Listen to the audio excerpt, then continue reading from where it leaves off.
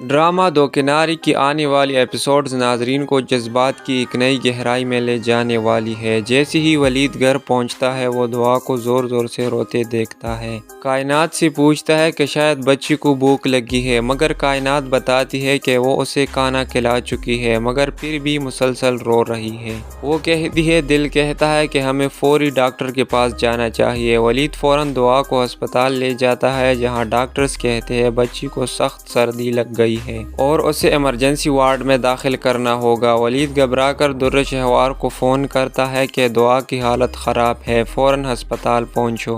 دوسری طرف در شہوار جو پہلی آئمہ اور تیمور کی شادی سے خوش نہیں تھی، اب شادی کے بعد آئمہ کی زندگی برباد کرنے پر تلی ہوئی ہے۔ در شہوار کی ماں منہ دکھائی کی رسم کے لیے آئینہ منگواتی ہے تو در شہوار جان بوجھ کر آئینہ توڑ دیتی ہے اور ٹوٹا ہوا آئینہ سب کے سامنے لا کر اداکاری کرتی ہے کہ یہ تو بہت بڑی نحوست ہے۔ تیمور فوراً کہتا ہے کہ اسے ان باتوں پر یقین نہیں، آئمہ کی محبت ہی اس کے لیے سب کچھ ہے۔ در شہوار کی ماں کہتی ہے کہ دلہن تک گئی ہوگی، اسے کمرے میں لے جاؤ۔ در شہوار آئمہ کو کمرے میں لے جاتی ہے تو آئمہ سخت لہجے میں کہتی ہے کہ مجھے معلوم ہے آئینہ آپ نے خود توڑا ہے۔ در شہوار ہنستی ہوئی کہتی ہے ہاں توڑا ہے، مگر ثبوت کہاں ہے؟ اگر زیادہ زبان چلائی تو تیمور کی زندگی سے نکال باہر کروں گی۔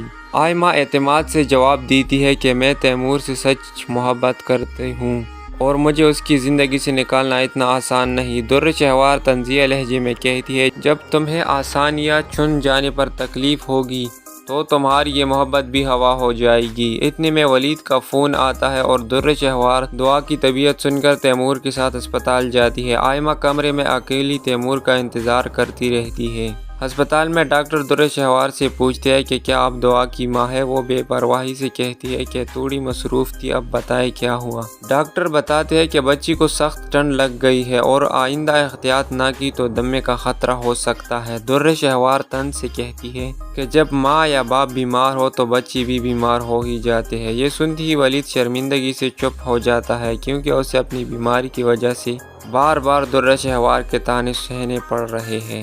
تو دوستو آپ کے خیال میں کیا در شہوار واقعی آئمہ اور تیمور کی خوشیوں کو برباد کر دے گی یا محبت جیتے گی؟ اپنی رائے ہمیں کمنٹس میں ضرور بتائیں۔